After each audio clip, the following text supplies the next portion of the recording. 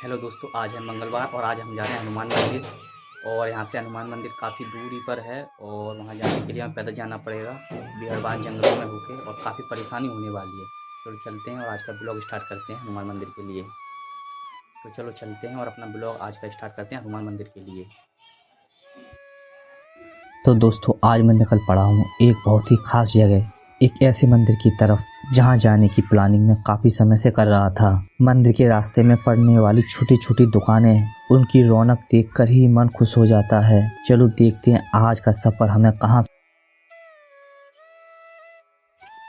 दोस्तों, हनुमान मंदिर जाने से पहले एक रास्ते में एक और मंदिर पड़ता है जो काफ़ी बड़ा है, उसके भी दर्शन करते हुए निकलेंगे बस। लेकिन हनुमान मंदिर यहाँ से 3-4 किलोमीटर दूर होगा, काफ़ी पैदल चलना पड़ेगा। हवा ख़राब होने वाली है पैदल चलते चलते, और धूप भी काफ़ी तेज़ है आसमान में। दोस्तों, मैं अपने ड्राइव को आगे बढ़ाते हुए पहुंच गया मंदिर के मुख्य द्वार पर। लेकिन जब हम मंदिर के गेट पर पहुंचे तो हमें मंदिर का गेट पूरी तरीके से बंद मिला। कहते हैं कि ये दरवाज़ा बहुत ही कम खुलता है, और खुलता भी है तो सिर्फ खास मौक़ों पर। लेकिन दिलचस्प बात यह है कि मंदिर में जाने का एक और रास्ता भी है जो हमेशा खुला रहता है। शायद आज हमें उसी रास्ते से अंदर जाना पड़ेगा। हमने अब खुले हुए दरवाजे की तरफ अपने कदमों को बढ़ाना शुरू कर दिया और धीरे धीरे अंदर कदम रखा। जैसे ही हमने अंदर कदम रखा, अंदर आते ही हमें एक अजीब सी सुकून और थोड़ी सी रीत रिवाज की गूंज महसूस होने लगी। अगर आपने कभी पुराने मंदिरों में कदम रखा हो तो ये एहसास समझ पाओगे। यहाँ की दीवारों पर पुराने बनावट वाले चित्र और मटमैला घिसा हुआ पत्थर हर चीज में कहानी सुनाता है। इसके बाद हम मंदिर के अंदर चले गए और इसके रहस्य को खोज। स्वर्गाश्रम काफ़ी खूबसूरत मंदिर है और चारों तरफ भगवान की प्रतिमाएं हैं, सभी देवी देवताओं की, जो देखने में काफ़ी अच्छा लगता है। आज हम आपको उसका दर्शन कराएंगे चारों तरफ से। और हाँ, यहाँ पर शमशान घाट भी है, सबों का भी दाह संस्कार किया जाता है। तो चलो पहले आपको ये मंदिर घुमाते हैं, उसके बाद आगे की कहानी शुरू करते हैं। लगे देखो ये दीवारें कितनी पुरानी हैं। ऐसा लगता है जैसे हर पत्थर अपने पास एक कहानी को छुपाए हुए है। तभी मेरी नज़र एक छोटे से कच्छ पर पड़ी जो अक्सर बंद रहता है। मैं अब उस कच्छ के पास जाने लगा और देखने लगा कि वहाँ पर क्या मिलता है। दोस्तों, अगर आप भी ऐसे पुराने मंदिरों में घूमना पसंद करते हो तो नीचे कमेंट में बताओ और वीडियो को लाइक करना मत भूलना। इस मंदिर के अंदर आते ही जो हमारा सबसे ज़्यादा ध्यान खींचती हैं वो है मंदिर के छोटे छोटे रास्ते। इस जगह पर इतने सारे छोटे छोटे मंदिर बने हुए हैं कि समझ ही नहीं आता सबसे पहले किधर जाया जाए। हर गली हर मोड़ पर कोई ना कोई देवता की मूर्ति विराजमान है और हर जगह से आती है घंटियों की धीमी आवाज़ जो पूरे माहौल को और भी पवित्र बना देती हैं। चलो एक एक रास्ते को अब एक्सप्लोर करते हैं। कौन जाने किस मंदिर के पीछे कोई अनकही कहानी छुपी हो। ये देखो, ये रास्ता कितना पतला है लेकिन अंदर एक पूरा का पूरा मंदिर बना हुआ है। लगता है यहाँ बहुत पुराने समय से पूजा हो रही है। ये दीवारों की नक्काशी देखो कितना शानदार है। ऐसा लगता है जैसे कि यहाँ का हर रास्ता हमें किसी रहस्य की ओर ले जाता है। लेकिन एक रास्ता ऐसा भी है जो थोड़ा अलग महसूस हो रहा है। वहाँ कुछ अजीब सी शांति है। चलो देखते हैं वहाँ क्या है।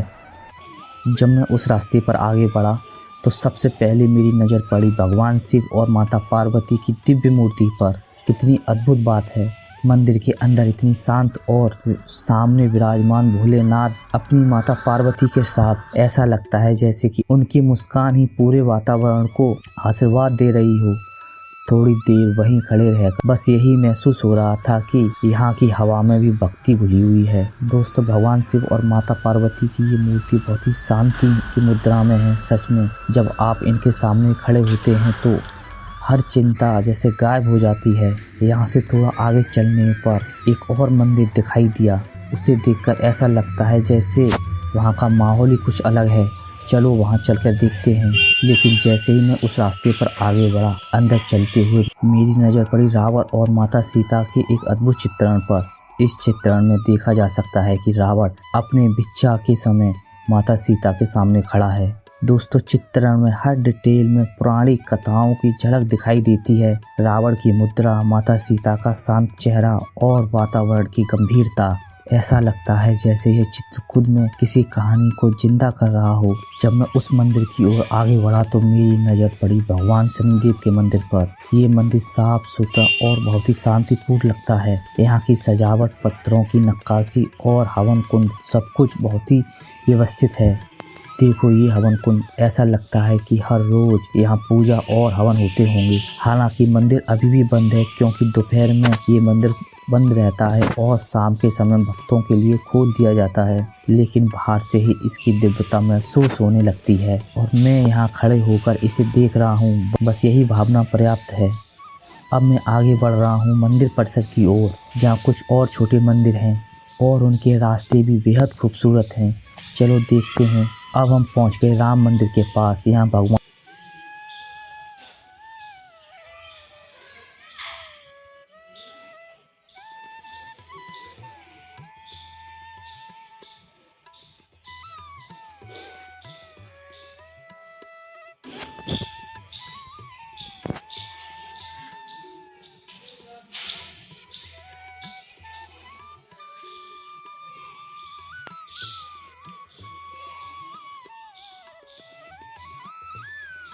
खूबसूरत हैं। चलो देखते हैं। अब हम पहुंच गए राम मंदिर के पास। यहाँ भगवान राम, माता सीता और भगवान लक्ष्मण की सुंदर प्रतिमा स्थापित हैं। लेकिन सबसे पहले जैसे ही हम मंदिर के अंदर कदम रखते हैं, एक छोटी सी प्रतिमा हनुमान जी की है। ऐसा लगता है जैसे कि भगवान रामचंद्र, सीता माता और लक्ष्मण से मिलने से पहले हमें भगवान हनुमान की अनुमति लेनी पड़ेगी और इसीलिए हम चल दिए भगवान हनुमान से अनुमति लेने के लिए। भगवान हनुमान की मूर्ति को देखकर ऐसा लगता है जैसे भगवान हनुमान जी खुद भक्तों का स्वागत कर रहे हों। ये मंदिर न केवल धार्मिक दृष्टि से महत्वपूर्ण है, बल्कि इसकी बनावट और मूर्ति की डिटेल भी बेहद आकर्षक है। हर मूर्ति की भाव भंगिमा इतनी जीवंत है कि सीधे मन को भक्ति की अनुभूति कराती है। इसके बाद मेरी नज़र पड़ी इस मंदिर की दीवारों पर, जहां भगवान हनुमान जी के चित्रण बने हुए थे। हर चित्र में उनकी वीरता और भक्ति झलकती है। कहीं वे संजीवनी ले जाते हुए दिख रहे थे तो कहीं सीता माता की सेवा में लगे हुए। ये दीवारों पर बनी चित्रकारी मंदिर के माहौल को और भी जीवंत और प्रेरणादायक बनाती है। सच में यहाँ की हर झलक एक कहानी कहती है। मंदिर के प्रांगण में घूमते हुए मैं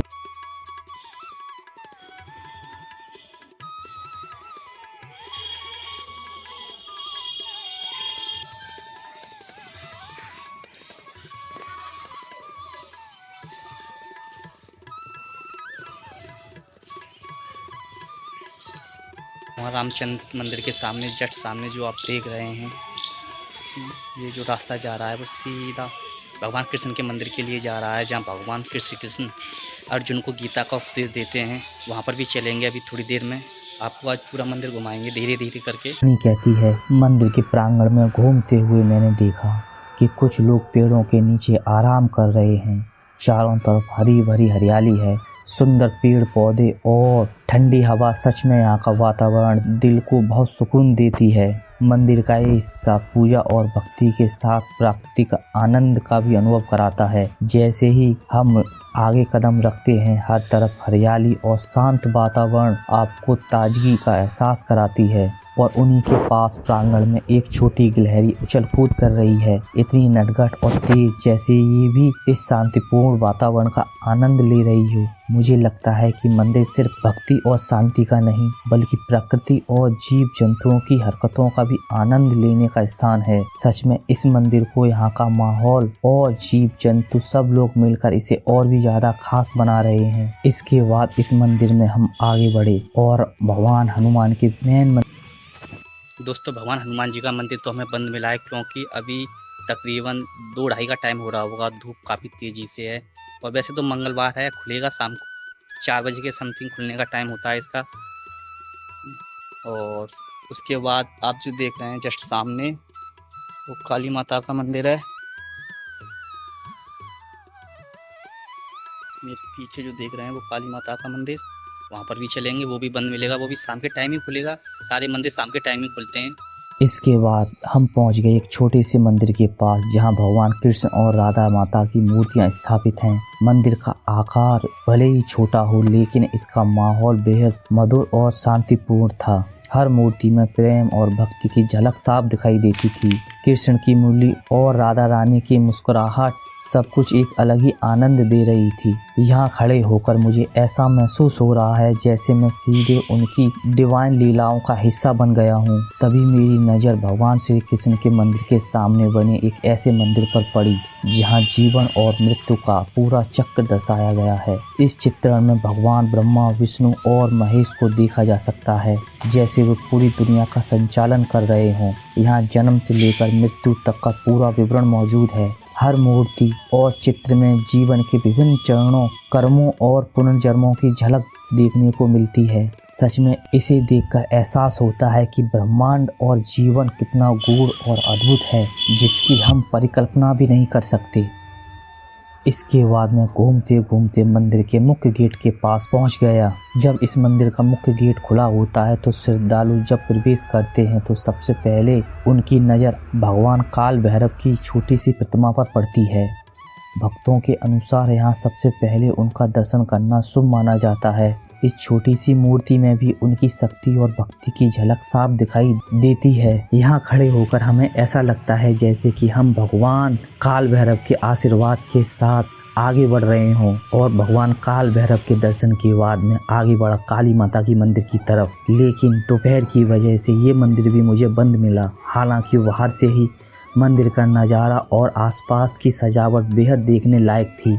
यहाँ खड़े होकर भी आप महसूस कर सकते हैं कि इस मंदिर में भक्ति और शक्ति की एक अलग ही अनुभूति होती है। शाम को जैसे ही मंदिर खुलता है भक्त यहाँ आकर माता के दर्शन कर सकते हैं। काली माता के मंदिर के बाद में एक छोटे से मंदिर की तरफ गया जहाँ महाभारत काल के दृश्य मूर्तियों के रूप में दिखाई दे रहे थे। यहाँ हर मूर्ति और दृश्य किसी कहानी को जीवंत कर रहा है, चाहे वह पांडवों का संघर्ष हो, कृष्ण का उपदेश या युद्ध की तैयारी। सच में इसे देखकर ऐसा लगता है जैसे हम खुद उस समय में पहुंच गए हों और उन ऐतिहासिक घटनाओं का हिस्सा बन रहे हों। महाभारत काल के दृश्य को देखने के बाद मेरी नज़र पड़ी भगवान दिगंबर जैन की प्रतिमा पर। यहाँ की मूर्ति अपने आप में बहुत ही रोचक हैं। इन मूर्तियों में सरलता, शांति और ध्यान की झलक साफ दिखाई देती है। पर जैसे ही मैं इसके पास खड़ा हुआ मुझे महसूस हुआ कि हर धर्म और परंपरा में भक्ति और अध्यात्म का एक अलग ही रंग है। सच में इसे देखकर एक अलग ही अनुभव होता है, शांति और ध्यान की गहरी अनुभूति के साथ। अगली प्रतिमा जो मैंने देखी वो भगवान शिव की थी अपने नंदी के साथ। यहाँ नंदी की शान और शिव की भक्ति का एक अनोखा दृश्य देखने को मिला। इसके पास ही भगवान हनुमान की एक छोटी प्रतिमा भी स्थापित थी जो शिव भक्ति और शक्ति का प्रतीक है। सच में इस जगह पर खड़े होकर ऐसा महसूस होता है जैसे सारी ऊर्जा और भक्ति एक साथ महसूस हो रही हो। मंदिर परिसर में घूमते हुए मुझे और भी कई रोचक प्रतिमाएं देखने को मिली। यहाँ हर मूर्ति अपने आप में अनोखी है। किसी में शांति, किसी में भक्ति, किसी में प्रेम और किसी में ज्ञान की झलक है। सच में मंदिर के हर कोने में जाकर आप ये महसूस कर सकते हैं कि हर धर्म, हर कथा और हर कहानी को यहाँ जीवंत किया गया है। यहाँ की हर मूर्ति चाहे बड़ी हो या छोटी दर्शक के मन में एक अलग ही अनुभूति छोड़ती है। इसके बाद मैं आगे बढ़ता चला गया और फिर मेरी नजर पड़ी छिन्नमस्तिका माता की प्रतिमा पर। सच में ये प्रतिमा अपने आप में काफी अनोखी और अलौकिक शक्तिशाली थी। माँ का रूप थोड़ी भयानक और ताकतवर लग रहा था, लेकिन साथ ही उसमें भक्तों के लिए दिव्य और शक्ति की अनुभूति भी थी। ऐसा लगता है जैसे यह प्रतिमा सीधे हमें चेतना और भक्ति के बाद संतुलन की याद दिला रही हो। छिन्नमस्तिका माता की प्रतिमा के पास ही उनकी योगिनियां माताएं भी स्थापित थीं। ये योगिनियां माँ की शक्ति और भक्ति का विस्तार दर्शाती हैं। हर योगिनी की मुद्रा और भाव अपने आप में अलग ही रहस्य और ऊर्जा समेटे हुई थी। सच में इसे देखकर लगता है कि माँ केवल शक्ति ही नहीं बल्कि उनके साथ जुड़ी सभी ऊर्जा और भक्ति का भी प्रतीक हैं। छिन्नमस्तिका माता और उनकी योगिनियों के बाद मेरी नज़र पड़ी ऋषि मुनियों की मूर्तियों पर। यहाँ हर मूर्ति अपने आप में आध्यात्मिकता और ज्ञान का प्रतीक है। मंदिर ने केवल देवी देवताओं को बल्कि इन महान ऋषियों और संतों को भी सम्मान दिया है। सच में इसे देखकर ऐसा एहसास होता है कि भक्ति और ज्ञान दोनों एक साथ चलते हैं और यह स्थान इसका सुंदर उदाहरण है।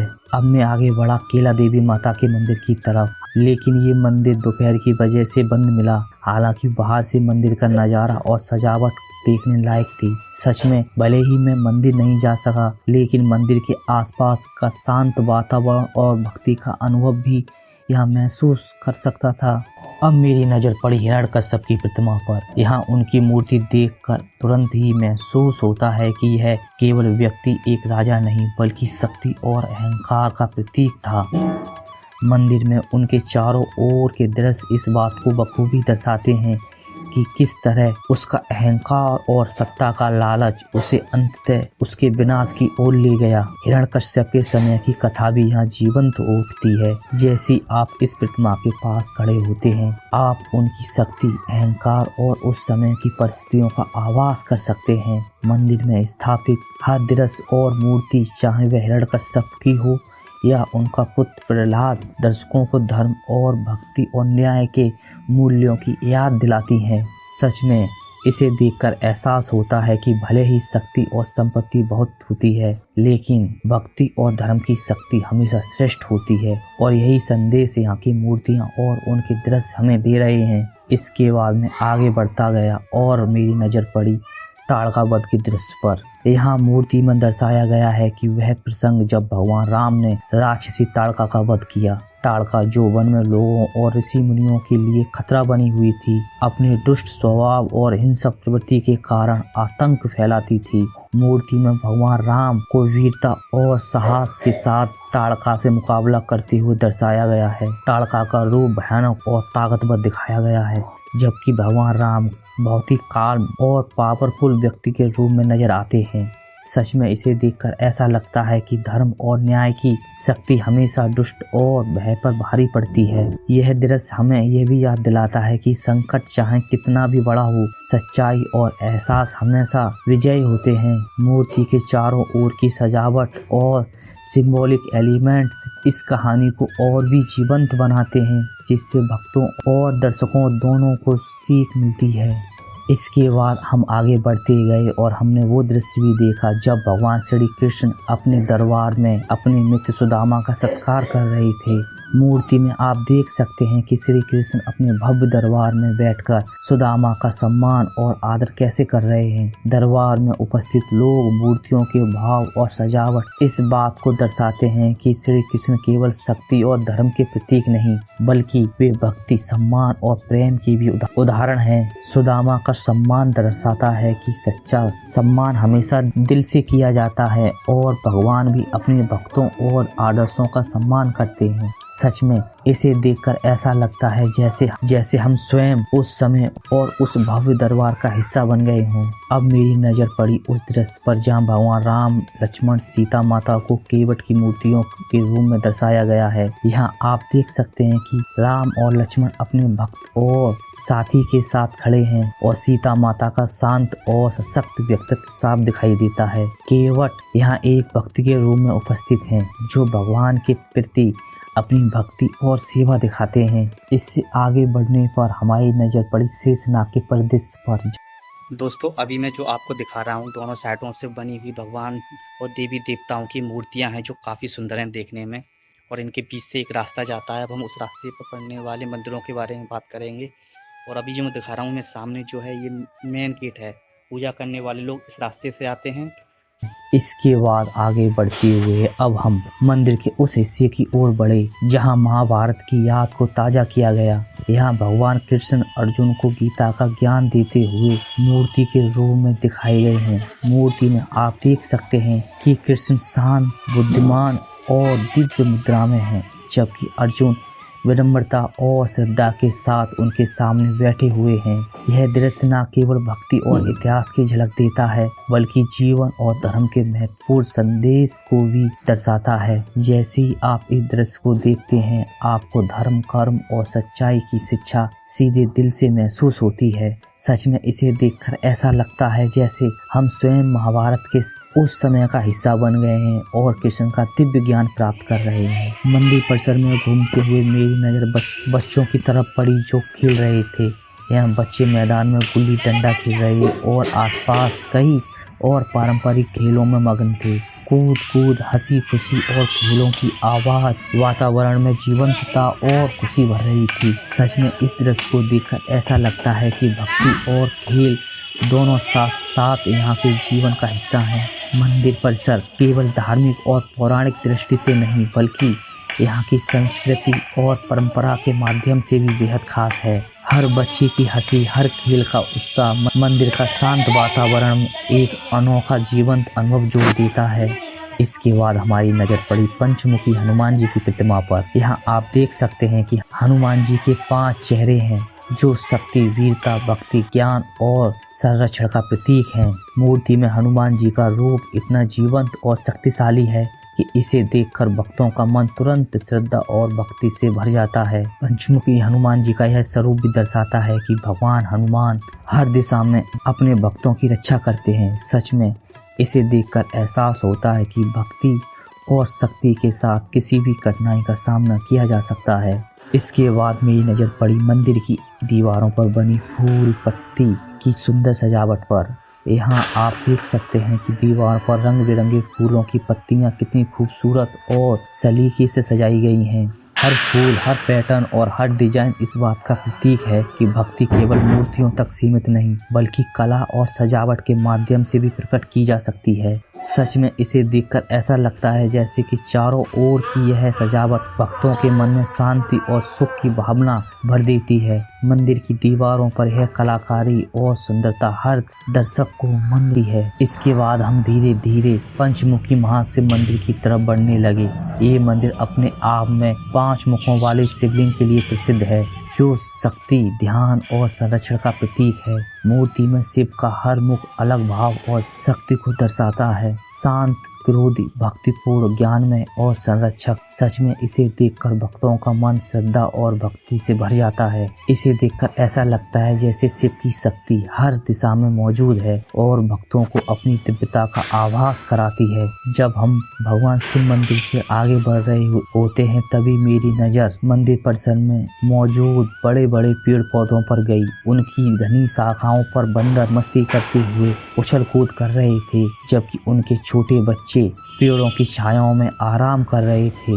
सच में यह दृश्य मंदिर की धार्मिकता और प्राकृतिक सुंदरता का एक अद्भुत मिश्रण प्रस्तुत करता है। पेड़ों की छायाओं में आराम करते लोग और ऊपर खेलते बंदर दोनों ही दर्शाते हैं कि यह जगह सिर्फ भक्ति का केंद्र नहीं बल्कि प्रकृति और जीवन का भी सुंदर अनुभव कराती है। यहाँ का वातावरण शांत, हरियाली से भरे हों। इसके बाद हम धीरे धीरे अपने कदमों को मुक्तेश्वर महादेव मंदिर की तरफ बढ़ाने लगे। ये मंदिर वास्तव में बेहद खूबसूरत और भव्य है। मंदिर की भव्यता, उसकी सजावट और चारों ओर की हरियाली इसे एक दिव्य और शांतिपूर्ण अनुभव प्रदान करती है। मुक्तेश्वर महादेव मंदिर में शिवलिंग का दृश्य अत्यंत प्रभावशाली है। मूर्ति और मंदिर की सजावट भक्तों और दर्शकों दोनों के लिए मंत्रमुग्ध कर देने वाली है। सच में इसे देखकर ऐसा लगता है जैसे हम स्वयं भगवान शिव की दिव्यता और भक्ति का अनुभव कर रहे हों। मंदिर के आसपास का वातावरण शांत, हरियाली से भरा और जीवंत है। यह मंदिर न केवल पूजा का स्थान है बल्कि ध्यान और आत्मचिंतन के लिए भी आदर्श जगह है। सच में मुक्तेश्वर महादेव मंदिर की भव्यता और दिव्यता अनोखी है। मुक्तेश्वर महादेव मंदिर के परिसर में घूमते हुए मैं एक छोटी सी इमारत के कॉरिडोर में पहुंचा। जैसे ही मैं वहां गया वहां का वातावरण अचानक बदल गया। चारों ओर लंबे सहजोज, खामोशी और हल्की हवा की ससराहट ने मुझे ऐसा एहसास कराया जैसे कि मैं किसी हॉरर मूवी के सेट पर खड़ा हूँ। कॉरिडोर के दोनों तरफ छोटी छोटी मूर्तियाँ और पुरानी दीवारों की कलाकारी, हल्की धुंध और धीमी रोशनी ने वातावरण को और भी रहस्यमय बना दिया। सच में इसे देखकर मेरे कदम रुक रुक कर आगे बढ़ रहे थे और हर आवाज़ मुझे सच में डरावनी लग रही थी। लेकिन यही अनुभव मंदिर की पुरानी इमारत और उसकी ऐतिहासिक महिमा को और भी अधिक रोचक बनाते हैं। सच में ऐसा लगता है जैसे समय और इतिहास की परतें यहाँ जीवंत होती हों। जैसे ही मैं कॉरिडोर से आगे बढ़ा मेरी नज़र पास में बैठे एक बंदर पर पड़ी। बंदर ने मुझे देखकर जैसे अपनी आंखें सीधे मेरी तरफ टिका रखी। मुझे एहसास हो गया जैसे कोई मेरे हर कदम पर नजर रख रहा हो। उसकी आंखों में एक अलग सी चतुराई और जिज्ञासा थी। सच में इसे देखकर थोड़ा डर के साथ साथ यह भी महसूस हुआ कि मंदिर परिसर में जीवन हर रूम में मौजूद है, चाहे वह मानव हो, जानवर हो या प्रकृति की शक्ति। कॉरिडोर की खामोशी और उस बंदर की आंखों का सामना करना सच में एक रोचक और थोड़ा डरावना अनुभव था। यह पल मुझे मंदिर और उसके रहस्यमय वातावरण की और करीब ले आया। कॉरिडोर के अंत में पहुंचते ही मेरी नजर पड़ी काल भैरव की विशाल प्रतिमा पर। यह प्रतिमा शक्ति, सुरक्षा और न्याय की प्रतीक है। काल भैरव के साथ 2 कुत्तों की प्रतिमाएं भी बनाई गई हैं, जो उनकी भक्ति और संरक्षण की शक्ति का प्रतिनिधित्व करती हैं। प्रतिमा की भव्यता और उसके चारों ओर की सजावट देखते ही बनती है। कुत्तों की मूर्तियां सिर्फ संरक्षण नहीं बल्कि काल भैरव की शक्ति और उसके भक्तों की सुरक्षा का भी संदेश देती हैं। सच में इसे देखकर भक्तों के मन में श्रद्धा और भक्ति का अनुभव एक साथ जागृत हो उठता है। मंदिर का यह हिस्सा केवल पूजा और भक्ति का ही स्थान नहीं बल्कि शक्ति, सुरक्षा और रहस्य का भी प्रतीक है। कॉरिडोर के अगले हिस्से में मेरी नजर पड़ी धर्मराज की प्रतिमा पर। यहाँ सभी गली का जोखा देखा जा रहा है, जैसे हर व्यक्ति के कर्म और जीवन का हिस्सा रखा गया हो। धर्मराज की प्रतिमा में न्याय, सत्य और भक्ति का प्रतीक साफ दिखाई देता है। मूर्ति के चारों ओर बनी सजावट और प्रतीकात्मक तत्व यह दर्शाते हैं कि धर्म और न्याय केवल देवताओं तक सीमित नहीं है बल्कि यह हर व्यक्ति के जीवन में मौजूद है। सच में इसे देखकर यह एहसास होता है कि हमारे कर्म और हमारे निर्णय हमेशा ध्यान और जिम्मेदारी के साथ होने चाहिए। इस मंदिर के परिसर में सारी मूर्तियां और जगह हैं जो समय की मार और उम्र की वजह से काफ़ी जर्जर हो चुकी हैं।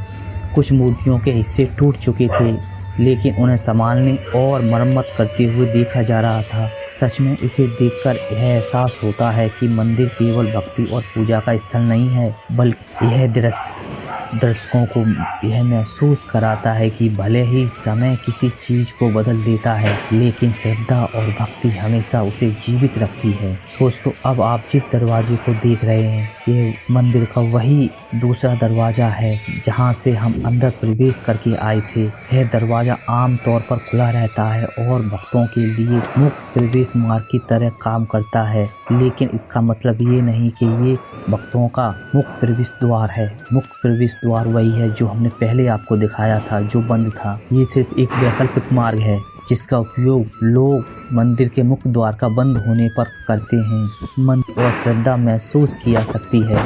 इसके बाद हम थोड़े आगे बढ़ते गए तो दोस्तों हमें मिला मुक्तेश्वर महादेव मंदिर का मुख्य द्वार, लेकिन हम पिछली बार सिर्फ गलियारों के रास्ता से मंदिर के अंदर प्रवेश कर गए थे। यह दरवाजा भक्तों और पर्यटकों के लिए मंदिर का पहला और सबसे भव्य प्रवेश मार्ग है। मुख्य द्वार की भव्यता और सजावट मंदिर की दिव्यता और शक्ति को दर्शाती है। मुक्तेश्वर महादेव मंदिर के अंदर मेरी नजर पड़ी कुछ दीवारों पर और स्तंभों पर लिखे गए गीता के श्लोकों पर। हर श्लोक ज्ञान, धर्म और जीवन के मूल सिद्धांतों का संदेश देता है।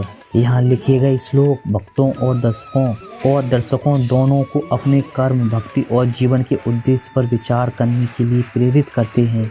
सच में इन्हें देखकर यह एहसास होता है कि भक्ति केवल पूजा तक सीमित नहीं बल्कि ज्ञान और ध्यान में भी जुड़ी हुई है। मंदिर का यह हिस्सा दर्शकों को आध्यात्मिक अनुभव और चेतना दोनों प्रदान करता है। सच में गीता के श्लोक यहाँ की दिव्यता और महत्व को और भी बढ़ा देते हैं। दोस्तों, जैसे ही मैंने अपने आसपास नजर दौड़ाई मैं देख सकता था कि ये जगह कितनी विशाल और विविध है। यहाँ अनगिनत छोटे बड़े मंदिर हैं जो चारों ओर फैले हुए हैं और हर मंदिर अपनी अलग कहानी और भक्ति का संदेश देता है। हर मंदिर का अपना स्वरूप, सजावट और मूर्तियां इसे और भी ज्यादा आकर्षक बनाती हैं। सच में इसे देखकर ऐसा लगता है जैसे हम एक छोटे शहर के समान मंदिरों के बीच में खड़े हैं, जहां हर कोना भक्ति और इतिहास से भरा हुआ है। यहाँ की हर गली, हर रास्ता और हर मंदिर अपने आप में एक अनुभव है। सच में मंदिर परिसर की यह विविधता और विशालता भक्त और दर्शकों दोनों को मंत्रमुग्ध कर देती है। तो दोस्तों, इस तरह हमारा मुक्तेश्वर महादेव मंदिर, जिसे लोग स्वर्ग आश्रम के नाम से भी जानते हैं, इसके परिसर का ये अद्भुत अनुभव यहीं समाप्त होता है। यह जगह न केवल भक्ति और पूजा का केंद्र है बल्कि इतिहास, संस्कृति और प्रकृति की सुंदरता का भी प्रतीक है। यहाँ के मंदिर, मूर्तियाँ, लंबे लंबे पेड़ पौधे, जीव जंतु और हरियाली मिलकर इसे भक्तों के लिए इसे एक अलग ही अद्भुत अनुभव बनाते हैं। सच में इसे देखकर भक्ति, शांति और प्रकृति सौंदर्य का अनुभव एक साथ मिलता है। मुझे उम्मीद है कि आपको इस ब्लॉग के माध्यम से इस मंदिर की दिव्यता, भक्ति और इसके रहस्य का वातावरण का अनुभव मिल पाया होगा। अगर आपको ये वीडियो पसंद आया हो तो वीडियो को लाइक और शेयर करना ना भूलें और ऐसे और रोचक ब्लॉग्स के लिए हमारे चैनल को सब्सक्राइब करें। तो फिर मिलते हैं अपनी एक नई ब्लॉगिंग दोस्तों जर्नी ये में, था हमारा तब तक के लिए हमें आज्ञा रास्ते में दीजिए। पड़ने वाला एक छोटा सा, नहीं बड़ा ही बोलेंगे, छोटा नहीं, काफ़ी बड़ा मंदिर। लेकिन अब मेन हनुमान मंदिर की तरफ जाएंगे, लेकिन उससे पहले हमें अपने फ़ोन की बैटरी को चार्ज करना पड़ेगा क्योंकि डिस्चार्ज होने वाली है।